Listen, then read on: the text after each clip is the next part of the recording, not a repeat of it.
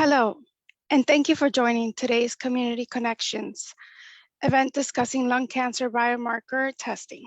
We're glad to have you all tuned in today to hear about this important topic. In a moment, Dr. Luis Raez will present, and my name is Ale Navas from Memorial Healthcare System and Memorial Cancer Institute. I am moderating our session today. Welcome, Dr. Raez, and all our guests joining the webinar. Before we begin, there are a few housekeeping items to cover. This webinar is being recorded and is streaming live on Facebook. Today's session is meant to be interactive. We want to hear from you. To do this, put your questions in the chat box for those tuning in via Zoom and in the comments on Facebook. Thank you to those who have already sent in your questions. Dr. Raez will be answering them shortly.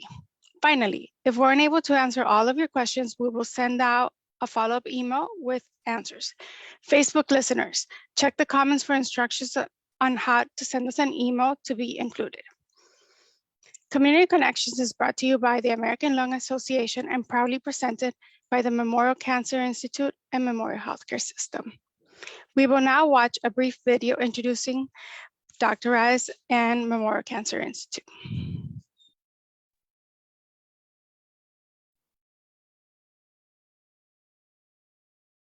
With stage 4 terminal cancer. Then Dr. Raez said, listen, David, we're going to give you the best medicine we have. The year 4 of his fight, the first targeted therapy came to the market, a pill for lung cancer. Providing cancer patients more access to advanced therapies and clinical trials, Memorial Cancer Institute and Florida Atlantic University's research partnership is a designated cancer center of excellence. Cancer used to be a death sentence. There's hope.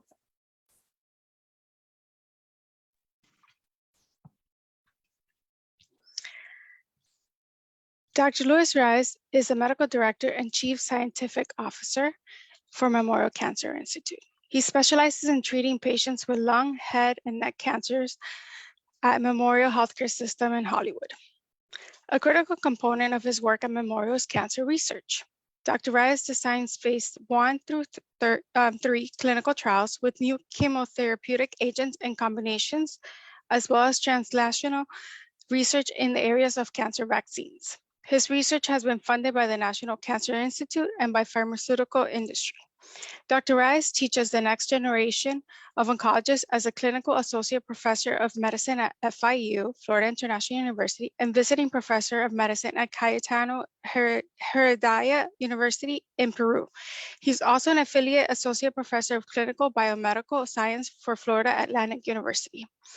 Dr. Raez is active in many medical organizations and gives oral presentations and lectures during national and international meetings in the US, Europe, Latin America, and Asia. Currently, he is the international chair of the IASLC Latin American meeting, LALCA, since 2014. Chairman for the Miami Best of ASCO since 2014, chair and founder of the Miami Cancer Meeting, MCM, since 2002, and co-chairman at the Puerto Rico Fall Cancer Symposium, FCS, since 2010. Dr. Raez is board certified in internal medicine and medical oncology. He is board eligible in hematology. He is a member and serves on several committees with AACR, ESMO, ASCO, ISLC, Alliance, NCCTG, ACCP, ACP, ACSG, SLACOM, FLASCO, among other institutions. Prior to joining Memorial, Dr. Raez was an associate professor of medicine, epidemiology, and public health, and co-director of thoracic oncology at Sylvester Cancer Center at the University of Miami for 10 years. Thank you, everybody, for joining us, and welcome, Dr. Raez. Good day, everybody. Thanks for the invitation. It's a pleasure to be here sharing with our patients. We're going to talk about molecular diagnosis for lung cancer. This is a very important topic that we want to review with you. I understand that the level of knowledge of the patients and advocates is different, so we're trying to level the field. If this webinar, as we expect, and all of the previous webinars of the ELA are a success, we can always come back and go deeper and deeper in this topic, because I know that many patients are well versed and they have learned a lot about this, and they always want to learn more, and we'll be more than happy to share with them. Okay, so what we're doing now in oncology is precision medicine, because if you look at the left, that's what we used to do before. We have patients that are different, and we used to give them the same therapy to everybody with a blue pill that we have. And you can see some patients have a benefit, some patients have no benefit, and the worst is some patients have side effects, and they have to suffer side effects with no benefit. Now in the right, we do personalized medicine. We classify, since these molecular markers or biomarkers or genetic testing, we classify the tumors of the patients, and we try to provide the best treatment for each of them. So in that way, we have a more efficacious therapy, less toxic, and more successful. And that is why, for example, in lung cancer in the left, thanks to pathology, we used to classify the lung cancers in 4 types. I remember the first 3 are called non-small cell lung cancer, and the last one, small cell lung cancer. But now in the right, thanks to all of these genetic discoveries, all of these biomarkers that we have discovered, now we can classify the lung cancers in more than 10 or 15 different types. In the right, in colors, you see the ones that we have therapy. There are many more lung cancers. What happens is they are not here because there is no therapy yet for them. And that is why, anyway, you can see the difference is amazing, that now we can recognize that not all the patients need to be treated the same, and not all the patients respond the same to many therapies. And this is another way to see the same thing, for what in the left, for us, lung cancer, adenocarcinoma of the lung, the most popular lung cancer used to be one disease. You can see now that it's many different diseases. In the right, we have the squamous cell carcinoma, same thing, we have many different types. In the right, in the graphic, that's what makes a difference. If we don't give the target therapy, the precision medicine therapy, and we give the same treatment to everybody, the survival is not very good. And in orange, you see the first course of survival when we start to use target therapy. And that's a very old graphic for us. This is probably from 2016, 2014. Now the graphics are much more amazing, much more separated, because this orange is when we used to have only one target therapy that was new. Now we have, as I said, more than 10 target therapies approved by the FDA for specific genetic aberrations in the DNA. We call genetic markers biomarkers. So we have more than 10 therapies approved. So if I have to show you a curve of today between empirical therapy in blue and orange, it will be many more, much different and amazing. Another important thing is none of us learn about genetics, even at the medical school, even for training oncology. So we have to learn together. So the patients that are looking are learning, we are learning too. So this is very important, okay? In orange, we have the genetics of the person. This is genetics of the person. Everybody knows that the BRCA gene is inherited. It goes from the mother to the daughter, and sometimes it's carried by the sister, and everybody got it from their mom or the grandma. So because there is some genetic abnormalities in the person DNA. That's why every gene of the person carries this genetic abnormality. That's why we can be transmitted from one parent to the daughter. Most of the genetics today is in the tumor. That's the one in the blue. So these are genetic aberrations that happen inside the tumor. And these are our favorite ones that we target and we attack. Why? Because these genetic aberrations are only in the tumor. So meaning that if we attack the genetic aberrations and we damage this tumor, they will not be a damage to the DNA of the person, because the person don't carry these targets, these genetic aberrations. At the same time, this is very important because this cannot be inherited, because this happened inside the tumor of a 63, 64-year-old person. They never had this gene before. So there's no reason to transmit the gene to their kids. Okay, so that's why we have 2 types of genetics. The one from the person we call germline, the one from the tumor we call somatic. Nowadays, in the modern oncology, probably we need the information for both. So we need to do the 2 types of genetic analysis, because if you have breast cancer, we have medications that target the BRCA gene from the person, from the germline, and we also have medications now that target the tumors. So in the case of breast cancer, we need information from both.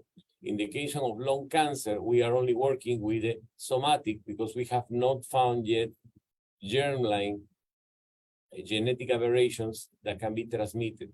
We suspect some of them, but we don't. So that's why in lung cancer everything is somatic in the tumor. What in breast cancer is both of them. Okay, so they don't get confused. That's very, very important to understand this portion. And then we start to do genetic analysis, and we started with the immunohistochemistry in the left. That's when we stain. You know, we take a biopsy and then we stain the tumor with colors. And thanks to that, we call them, oh, this is a lung cancer, this is a breast cancer, this is a lung cancer, the type is squamous cell carcinoma, this is a lung cancer adeno. But we went to more sophisticated. We start to do FISH. That was a technology where we start to find the BRCA gene for breast cancer. We start to do PCR, that is more accurate. So nowadays, what we do is we sequencing the DNA.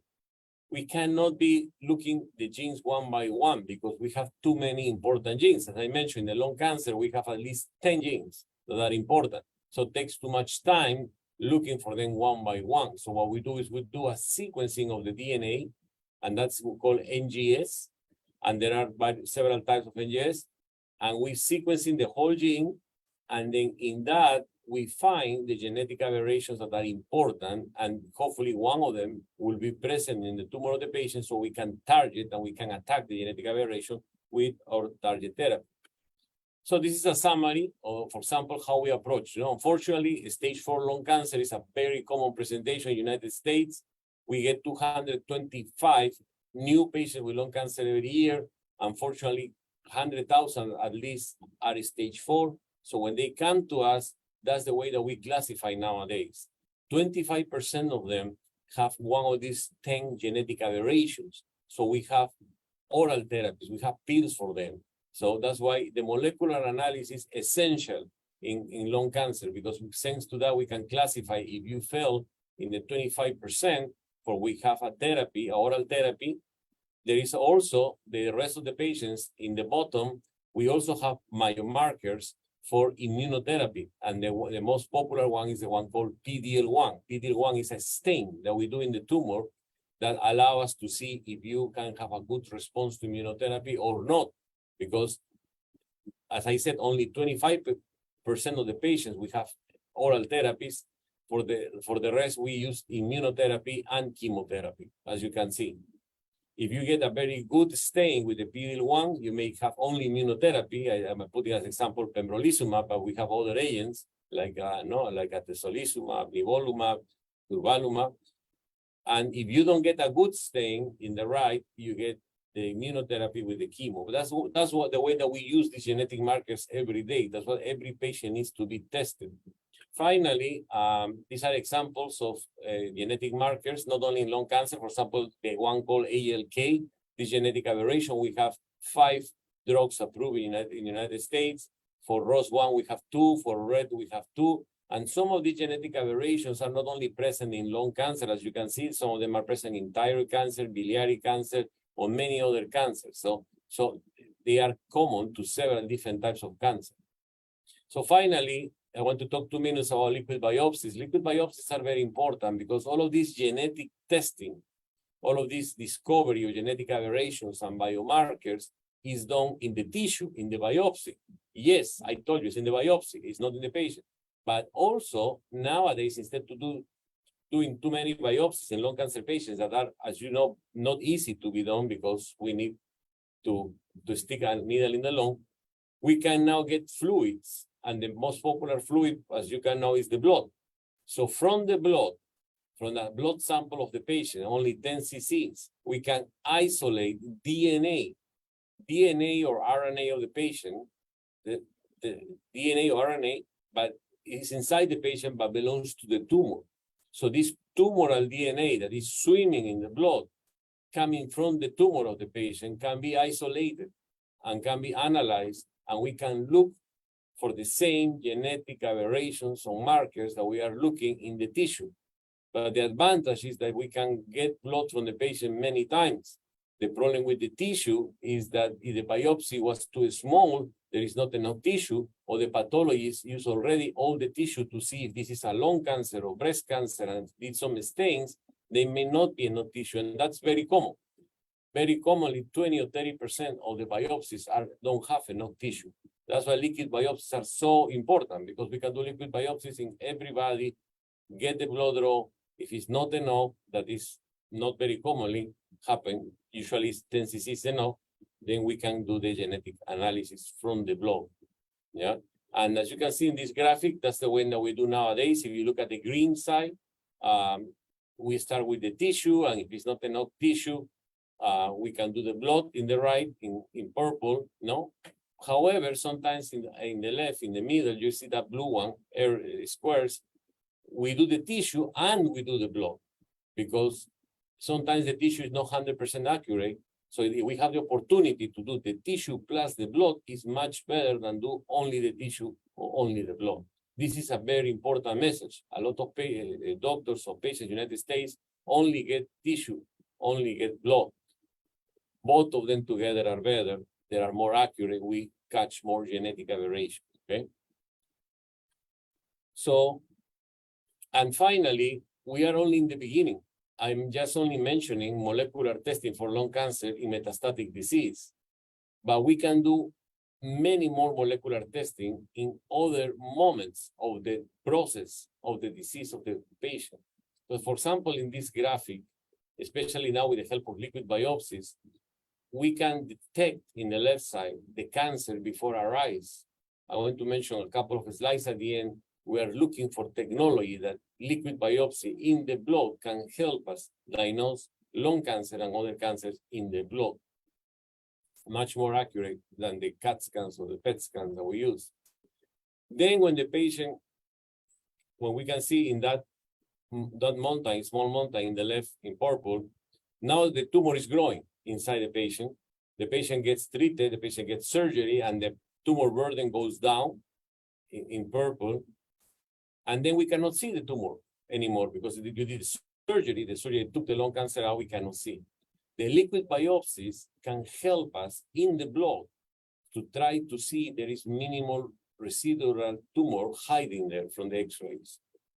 Okay, and in the future, in the near future, as we can see in the center of the table, when they say recurrence, when the amount of tumor is growing inside the patient, we can detect that also in the blood. And then we give first-line therapy, as you can see there, and the amount of tumor goes down, and then the tumor goes back, comes back, we give second-line therapy, and even in the far right, you can see in blue and gray, we detect new types of tumors, because the tumors mutate to save themselves and they create new clones. All of this can be detected in the blood. That's why the future of the liquid biopsy is amazing. There are many of these utilities I'm mentioning very fast now that can be done to track tumors and to help the patients and help the patient care and either complement one day or replace finally all the CAT scans and PET scans that we use today. And the advantage of this is that we don't irradiate the patients. Okay, with drawing blood. So finally, the final frontier for us is this cartoon shows what we call methylation. Methylation is that CH3, okay, that methyl group that we learn in chemistry in high school. So when this methyl group is inserted inside the DNA, there is DNA damage. Okay, so our scientists worldwide have been able to detect DNA damage. But these methyls, this DNA damage can happen because of infections, radiation, etc., or genetic alterations too, as we see. So this is the final frontier. You can see in the top, this is how the DNA of a normal person looks like, with minimum damage. Usually, as older we get, there is more damage in the DNA. The damage is in purple. The purple squares are the part of the DNA that are damaged. The green is healthy. And you look at the bottom, we have a lung cancer patient that the DNA shows a lot of damage, a lot of purple squares.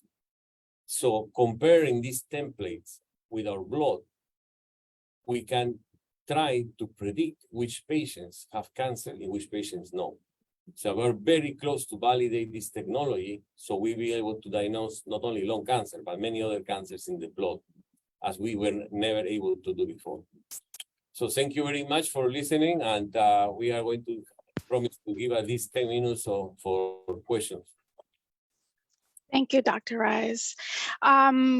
So yes, if anybody has any questions, please go ahead and put them in the chat as explained earlier. I see a question that was submitted. It says, I was diagnosed with lung cancer on November of 2003. I had a right upper lobectomy, which revealed a bronchoalveolar NSCLC, which was 1.6 centimeters. The CT scan also showed a ground glass lesion of 9 by 7 millimeters on the left upper lobe. The latest CT scan indicated that this was a slow-growing ground glass lesion, measuring 3.2 by 2.8 ground glass with no solid component. Would I be a candidate for biomarker testing? Yes, and nowadays, I have shown you biomarker testing in metastatic patients, but nowadays we do biomarker testing in everybody because we have already FDA approval for one oral agent, a pill, for people that has had surgery already. And after surgery, we give this oral agent called osimertinib to prevent the recurrence of the tumor. And so that's why now we are testing not only metastatic patients, we're testing now patients with early stage 1, 2, and 3 that go for surgery first, and after the surgery, they can benefit from these oral therapies if they have the genes, or if they don't have the genes or the biomarkers, we can benefit from immunotherapy.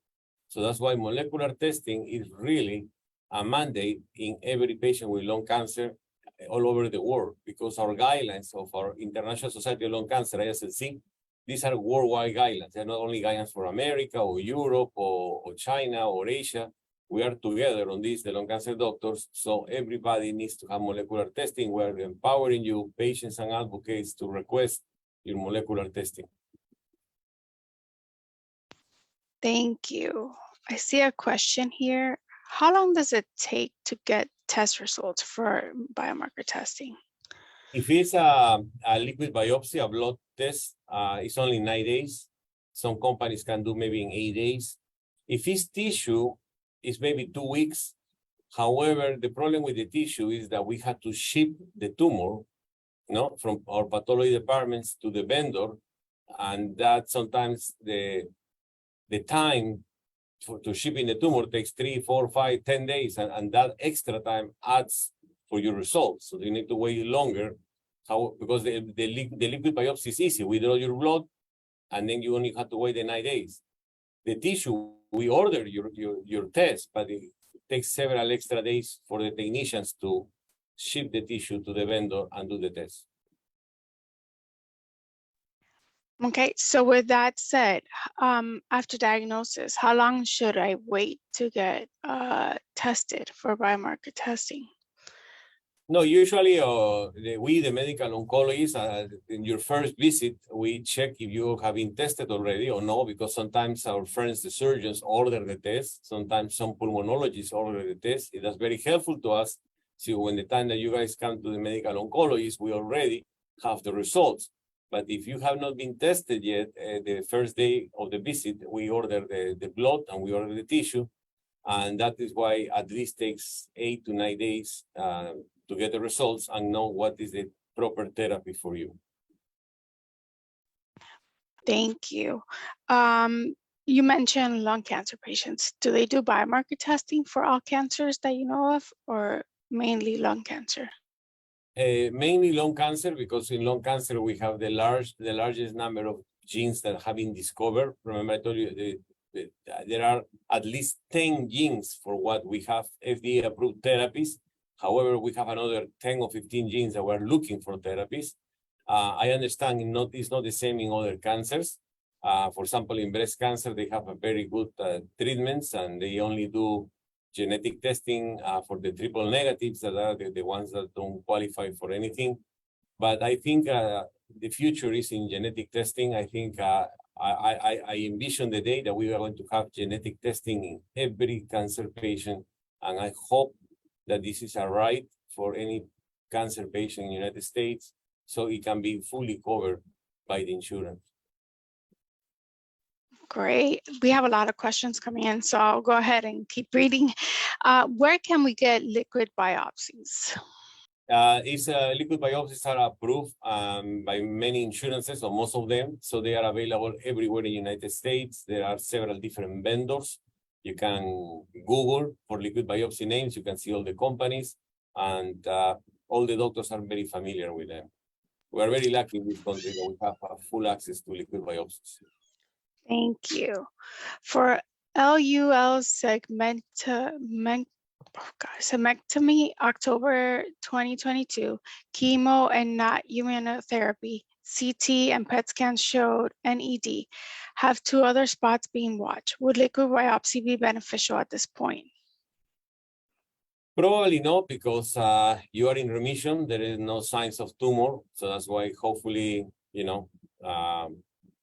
we don't want to find anything in your blood, because we hope that you're cured, because you said that you had surgery and they give you the chemo and immunotherapy after that to be sure that we kill every remaining microscopic tumor. That is why, but in the near future, yes, in the near future, we want to use one of these liquid biopsies to detect a recurrence. It's not approved yet, but we have technologies now that we are going to do is in the near future, start to do blood draws in patients like you that are in remission, because we want to catch or detect the recurrence of the tumor as soon as possible, and not to wait for the next CAT scan that will be every 3 months or 6 months, and maybe the tumor can already grow by that time. Yeah, so it's a great question. So today is no. In the near future, the answer is yes, because the technology is moving very fast. Great, thank you. And unfortunately, that's all the time we have for questions today, but definitely if you sent in a question, we will send out a follow-up email with the information you provided when you registered, or if you included in the information that you sent in. I did want to go ahead and thank you to everybody for attending today's American Lung Association's Community Connections event. Memorial Cancer Institute and Memorial Healthcare System are proud to partner with the Lung Association to bring this educational series to our local community. Like I said, if there are any unanswered questions we've been unable to get to today, they'll be on the lookout. Please be on the lookout for an email. It'll be coming in the next week or so, or upcoming week. To learn more about the lung cancer biomarker testing, please visit www.lung.org. Also, don't forget to follow us at Florida American Lung Association on Facebook for announcements regarding our next Community Connections event. Follow us at Lung SOFLA for details. And you can also visit the Memorial Healthcare System website at mhs.net or Memorial Cancer Institute. You can put memorialcancerinstitute.com. Until next time, thank you, Dr. Raez. Thank you, everybody, and everybody who tuned in today. Together we can definitely improve life one breath at a time. Have a great day and good afternoon.